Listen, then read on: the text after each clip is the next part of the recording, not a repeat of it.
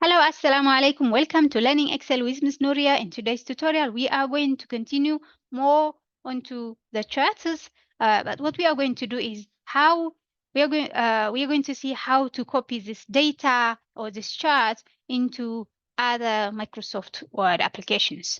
For example, if you are making a paper or a research, and then you do analysis, you do analyze your data on Excel, okay? Excel is the best platform for analyzing your data among these other Microsoft applications. Then after analyzing, you can select your data and add it into Microsoft Word. So I will open Microsoft Word application, okay? Blank Microsoft Word document.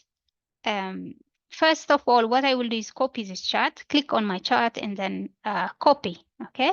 After doing that, let me screen share this one, new share, then I'll go to Microsoft Word share, okay? So coming to Microsoft Word, all I will do is just paste, okay? So this will bring the chart into Microsoft Word, okay? You can move it, just click one of the wrapping options, then you'll be able to move easily the chart and place it anywhere, okay?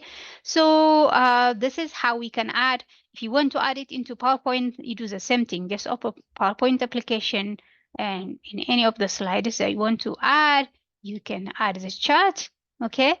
In the upcoming tutorials, we'll see a little more into making sophisticated chart positioning in our applications. Okay. Oh,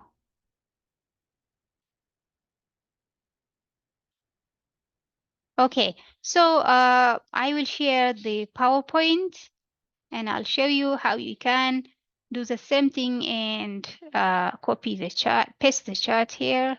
So exactly the chart is. You can also do the filtering here, as you can see, even in my PowerPoint or Microsoft Word, you can edit, you can choose a design, different design for your chart. Just click on the design. Okay, here. Then you have different styles for the chart. You can select from this, okay?